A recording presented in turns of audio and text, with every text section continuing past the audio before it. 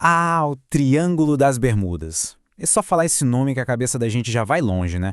A gente pensa logo em navios sumindo, aviões desaparecendo do nada. É um daqueles lugares do planeta que virou uma lenda, sabe? Que fascina todo mundo justamente por essa mistura de o que é fato e o que é ficção. É difícil resistir a um mistério desses. Mas tá, a pergunta que não quer calar é: o que realmente acontece por lá? Será que é um portal para outra dimensão, como muita gente imagina? Ou será que tem uma explicação assim mais pé no chão para tudo isso? Bom, é isso que a gente vai investigar agora. E para começar, vamos dar uma olhada nas teorias mais, digamos, criativas. Olha, ao longo do tempo já surgiu de tudo para tentar explicar esses mistérios. Sério, a lista é longa, tem gente que fala de abdução por alienígenas, outros falam em monstros marinhos, tem até quem acredite que a cidade perdida de Atlântida tem alguma coisa a ver com isso. E aí, claro, tem umas teorias que tentam soar um pouco mais científicas, mas que ainda são bem especulativas, né? Como, por exemplo, a ideia de bolhas gigantes de gás metano que sobem do fundo do mar, ou, pasmem, buracos de minhoca, atalhos no espaço-tempo. Mas para a gente entender de onde veio essa fama toda, a gente precisa voltar no tempo. Especificamente para dois casos que são, assim, o pilar de toda essa lenda. São os dois incidentes que realmente colocaram o Triângulo das Bermudas no mapa dos grandes mistérios do mundo. Essa história toda ganha corpo em dois momentos-chave. O primeiro, lá em 1918, com um navio gigantesco chamado SS Cyclops. E depois, em 1945, o negócio fica ainda mais sério com o caso do Voo 19, que é, nossa, um dos casos mais famosos e que ainda por cima teve um desfecho ainda mais trágico. Vamos pensar um pouco na dimensão humana disso. O SS Cyclops, a gente está falando de mais de 300 pessoas. 300, a bordo de um navio enorme de 165 metros. E ele, puf, sumiu, simplesmente desapareceu. E o mais bizarro, o tempo estava bom, céu limpo, mar calmo, e nunca encontraram um pedacinho do navio, um colete salva-vidas, nada, zero vestígios. Agora, se o caso do Cyclops já é impressionante, o do Voo 19 é de arrepiar. Pensa comigo, não foi só um avião que sumiu. Foram 5 bombardeiros da Marinha, com 14 tripulantes, que sumiram durante um treinamento. E a história não para por aí. O avião de resgate que foi enviado para procurar por eles, com mais 13 pessoas a bordo, também desapareceu. No total, 6 aeronaves evaporaram, sem deixar rastro. Tá, a gente só falou de quem sumiu. Mas e se alguém tivesse passado por algo parecido e voltado? Voltado para contar a história? Aí a coisa muda de figura, né? A gente sai do campo dos desaparecidos e entra na experiência inacreditável de alguém que viveu o mistério e sobreviveu. E essa pessoa existe. O nome dele é Bruce Gernon. Em dezembro de 1970, ele, o pai e um sócio estavam fazendo o que deveria ser só mais um voo tranquilo, sabe? Saindo das Bahamas em direção a Miami. Um trajeto comum. Só que o que aconteceu no meio do caminho foi qualquer coisa menos comum. Então, logo que ele subiu, o Gernon viu uma nuvem muito estranha, meio diferente das outras, e decidiu voar através dela. E aí o caos começou. Dentro da nuvem ficou tudo escuro, com uns flashes de luz muito fortes. Ele disse que parecia que estava voando dentro de um túnel que girava sem parar. E quando finalmente saiu desse túnel, ele entrou numa névoa cinza, super densa, que não dava para ver nada, e para completar, todos os instrumentos do avião simplesmente piraram, começaram a girar sem controle.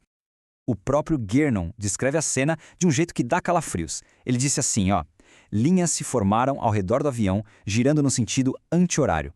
Imagina só ver isso da cabina do piloto. É um relato em primeira pessoa que torna tudo ainda mais bizarro e pessoal. Ok, a história é fascinante, mas a grande pergunta é: como isso é possível? Deixando um pouco de lado a experiência pessoal dele, o que os dados, os fatos, nos mostram? Porque é aí que a gente vai tentar entender o que torna esse voo algo quase impossível de explicar com a lógica que a gente conhece. E a prova mais maluca de todas está no relógio. A viagem, que normalmente levaria 1h30, 90 minutos, ele fez em 47 minutos, quase metade do tempo. Essa diferença brutal de tempo foi o primeiro sinal claro de que alguma coisa muito, mas muito estranha tinha acontecido ali. E se o tempo é estranho, a velocidade é mais ainda. Os cálculos mostraram que em um certo momento, por uns 3 minutos, o avião dele percorreu 150 quilômetros. Fazendo as contas, isso dá uma velocidade de quase 3.000 quilômetros por hora. Isso é mais rápido que um caça de combate. E tem uma prova física disso. Quando ele pousou, o tanque de combustível estava muito mais cheio do que deveria, ou seja, ele pulou uma parte do caminho. Bom, e aí começam as tentativas de explicação. Uma das teorias científicas fala sobre um tal de nevoeiro eletrônico. A ideia é que em certas condições podem se formar uns vórtices gigantes, tipo uns redemoinhos no ar, que criam esses funis perigosíssimos. E quando a gente pensa na descrição do Gernon sobre um túnel giratório, poxa, parece que encaixa direitinho nessa teoria, não acha? Aí tem outra teoria que é bem mais ousada. Ela fala sobre a curvatura do espaço-tempo. É aquela ideia que a gente vê em filme de ficção científica, sabe? Imagina que o espaço é uma folha de papel. Em vez de percorrer a folha toda, você dobra ela e fura, criando um atalho. Isso poderia explicar como o avião do Gernon conseguiu saltar uma distância enorme em pouquíssimo tempo. Ok. A história do Gernon é incrível e cheia de teorias malucas, mas vamos dar um passo para trás agora e olhar para o quadro geral. Vamos buscar explicações mais racionais, mais pé no chão para todo o fenômeno do Triângulo das Bermudas. Porque, no fundo, talvez o grande mistério não seja nada sobrenatural. Talvez a resposta esteja na própria natureza do lugar. Porque aquela região ali é uma combinação de fatores de risco. Primeiro, lá fica uma das fossas oceânicas mais profundas do planeta. Se algo afunda ali, a chance de encontrar é quase zero. Segundo, a área é cheia de recifes de coral perigosos. Terceiro, tem a corrente do Golfo, que é como um rio violento dentro do oceano. Para completar, é uma das rotas mais movimentadas do mundo, tanto no mar quanto no ar. E ainda tem um detalhe técnico. É um dos únicos lugares do mundo onde o norte geográfico e o magnético se alinham, o que pode deixar as bússolas completamente malucas. E tem uma analogia que resume isso perfeitamente. Ficar surpreso com um desastre no Triângulo das Bermudas é como ficar surpreso com um acidente de carro na avenida mais movimentada de uma cidade grande. Faz todo sentido, né?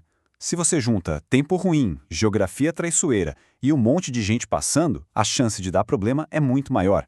Não é mistério, é estatística. Certo. Então, depois de tudo isso, o que a gente conclui? De um lado, temos os relatos misteriosos, as histórias de arrepiar. Do outro, as explicações lógicas, a ciência. Onde fica o Triângulo das Bermudas no meio disso tudo? E essa é a grande questão, né? A ciência vem e nos dá um monte de explicações racionais, muito boas, que realmente desmistificam bastante coisa. Mas será que explica tudo?